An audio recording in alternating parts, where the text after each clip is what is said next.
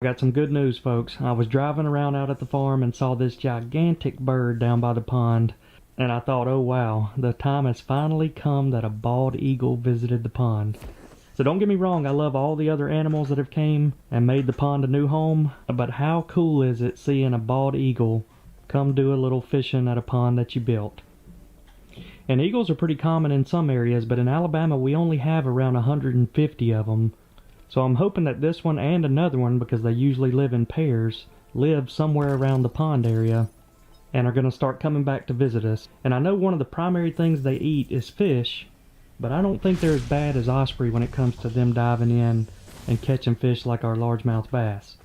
But as you all know, there's nothing in the pond for them to eat right now, but I would like to entice them to stay around, so I'm thinking about maybe putting a fish out on this rock that he landed on, seeing if we can entice him to come back through.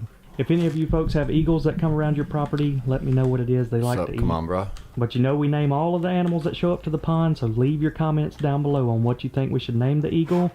Well, worked out just like I planned. So the wind blew the bluegill feed over here into this corner, and I'm hoping you guys can see that, but there are bluegills and fathead minnows everywhere right there feeding right at the surface.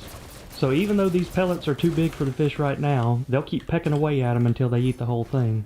And this is kind of an experiment, so I put Purina Aquamax 500 in, and it's a high protein floating variety of pellet food, but Purina does make a smaller pellet, and it's called a fingerling starter, and I thought about trying that out, but the one bad thing about the fingerling starter is it sinks, so I wouldn't really be able to tell if the fish were eating it. And that's one of the things I like about this floating food. I can see them come up and actually see if they're starting to get bigger. And for any of you that missed the video, we just stocked 6,000 bluegills and 6,000 fathead minnows. And I can't quite tell, but it looks like a lot of these are the fathead minnows. And the main reason for putting them in the pond is it's an easy meal for those young bass. And if the fathead minnows can make it through the summer, they actually spawn anywhere between 15 and 20 times throughout the summer, so they can reproduce and create a lot of extra bait in the pond. But as you can see right here, they're kind of easy targets, so a lot of the bass are going to pick them off pretty quick. Alright, we got a duck house, an owl house, so now we can't leave out the little birds. This is called a martin house. It's basically going to be a 2-story condo, lakeside. I mean, they gotta love it. Well, the martins should be happy. They got the tallest house of them all, so now all the birds should be happy. So this is one of the first birds to show up at the martin house. He's definitely not a martin, but I'm not sure what he is. Maybe you guys can leave a comment down below. But it looks like he's puffing up his chest and doing a mating routine. So we just got a load in from the sawmill, and it's those big 3-inch slabs that we cut out of that red oak tree. And for those of you that missed the very first pond build video, we had this big, beautiful 150-year-old red oak that got blown over by the hurricane, but it has provided a ton of wood and structure for the pond. We even flipped the root ball upside down and created the oak throne. And this tree had a ton of wood in it. We took all the smaller limbs and cut 1-inch panel boards out of them. But the trunk of the tree was 14 feet long and between 6 and 7 feet wide at the base. But we got them to cut 3-inch slabs out of the tree trunk. And we got several projects in mind. We're going to build some tables for the fish camp. And we even named the pond after the tree and called it the Crimson Oak Pond. So one of the things we're going to do to these slabs is apply some end sealer, and basically it's like paint, because if you can see here, they'll start cracking, and that's where all the moisture escapes out of the tree. So we're going to go ahead and apply that before it gets any worse, and then just set them up, cover them up with tin, and let them dry. Does it pay well? How long have you been doing that? Here's a quick look at Liz applying it.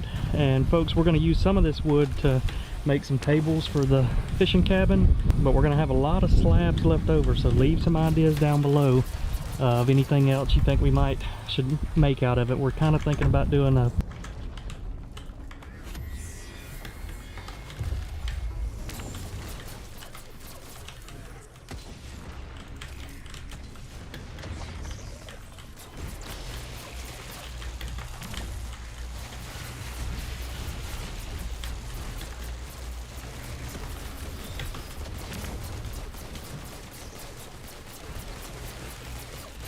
Why it takes forever to kill these things?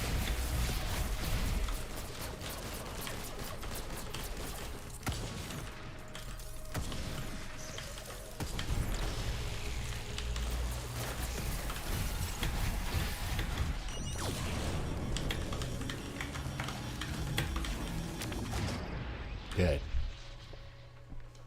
8 months now? Cool.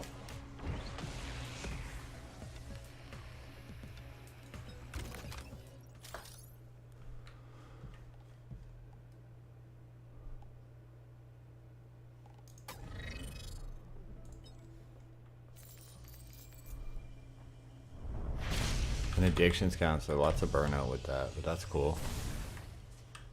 That's cool, man. I support that.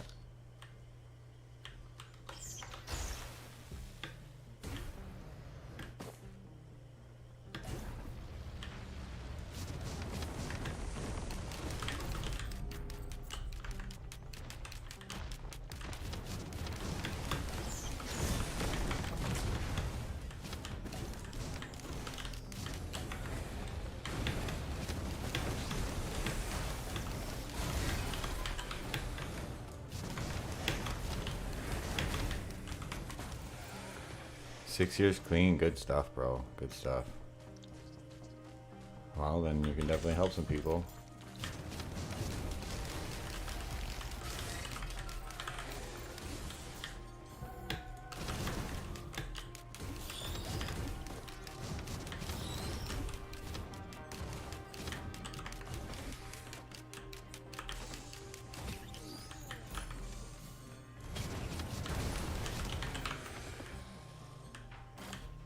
Oh, that's a sick item for me, dude.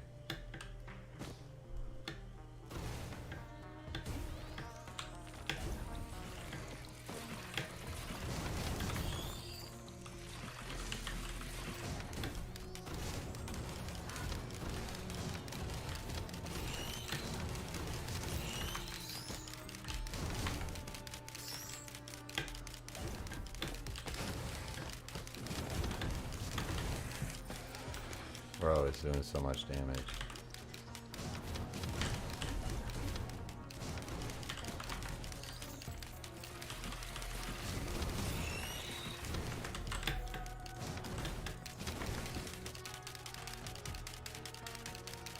Too much damage. It's too much damage. Too much damage. It's too much damage.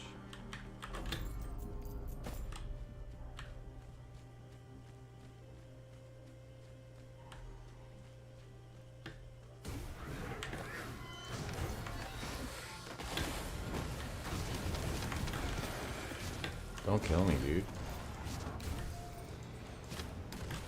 Holy shit. I almost got killed.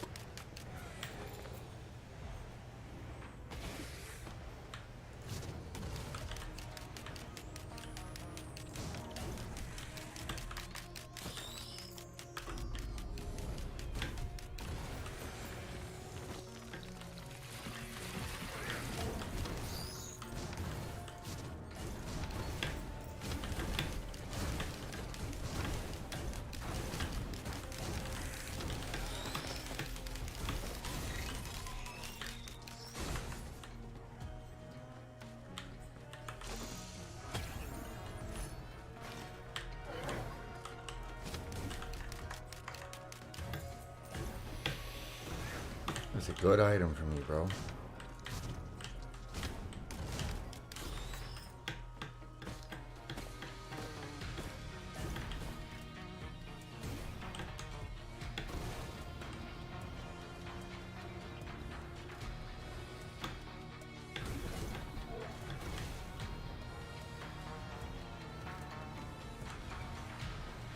Really, there's no items here.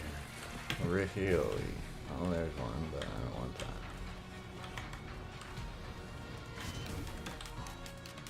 Alright, to teleporter, we go.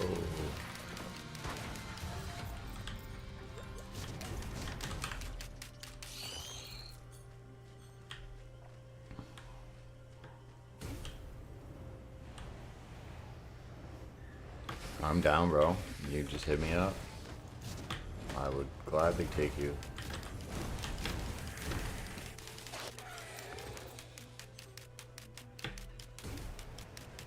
I would gladly take you, bro.